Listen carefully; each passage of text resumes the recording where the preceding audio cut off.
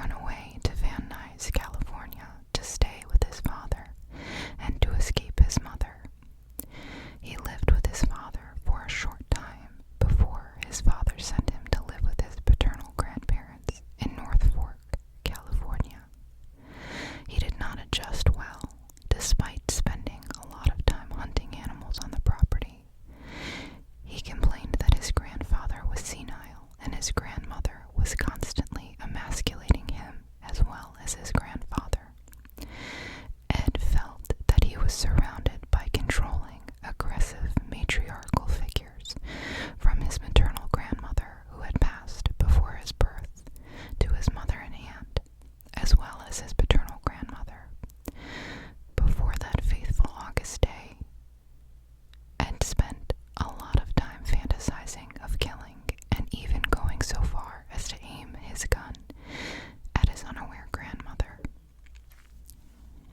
On August 27th, 1964, Ed fatally shot his grandmother in the head as she sat at the table in the kitchen of the home they shared after what is reported to be an argument. The first shot was fatal. Although the first shot was fatal, he shot her twice more in the back before wrapping her head in a towel and dragging her body into her bedroom. There are some reports that also claim she had multiple stab wounds on her body. A few minutes later, his grandfather returned to the home after a shopping trip.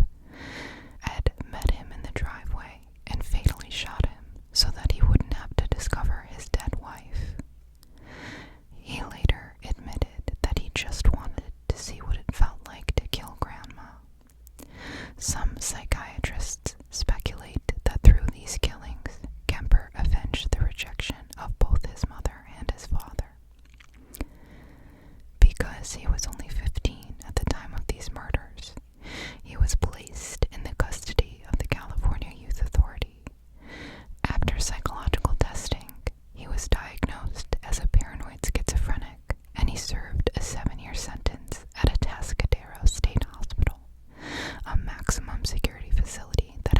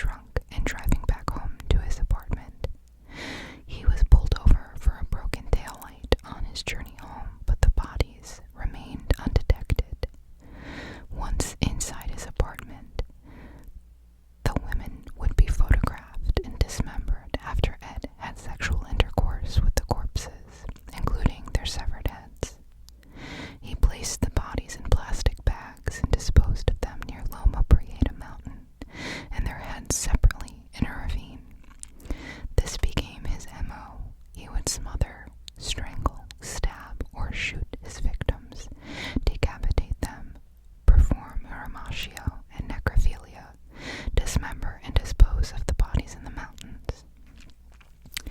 During this time, a panic began to spread about the co-ed killer, and students were encouraged to only get rides with people who had university stickers on their car. Unfortunately, Ed did, due to his mother's job working at USC Santa Cruz. He also was still spending a considerable amount of time at the jury room with his law enforcement friends, where he would participate in discussions about the co-ed murders they were investigating at the time. He was not a suspect and was lovingly referred to as Big Ed, where he was a self-described friendly nuisance. His subsequent victims, Akiko Ku, Cindy Shaw, Rosalind Thorpe, and Allison Liu, were picked up and killed in a similar manner to the first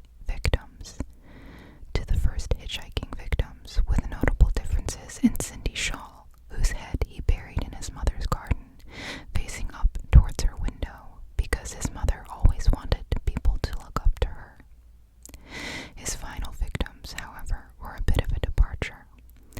Nearly a year after murdering his first victim, Ed turned his sights toward the ultimate antagonist of his life, his mother. On April 20th, 1973, Ed's mother, Clarnell, returned home from a party and retired to her bed to read a book, when soon after Ed entered her room. She chided him. "I suppose you're going to want to sit up all night and talk now," to which he replied, "No, good night." He left her room and waited for her to fall asleep, returning with a claw hammer, bludgeoning her and slitting her throat with a knife. He then decapitated her and engaged in her iramatio with the head, placed the head on a shelf and screamed at it, threw darts at it, smashed her face in, and ultimately cut out her tongue and larynx and attempted to put them in the garbage disposal. Ed then placed the body in a closet and went out for a drink. He invited his mother's best friend, Sally Hallett, to the house upon his return, where he planned to strangle her in hopes of validating his cover story that his mother and Hallett had gone on vacation. He hid her body in another closet, left a note on the door reading, "Approximately 5:15 a.m. Saturday.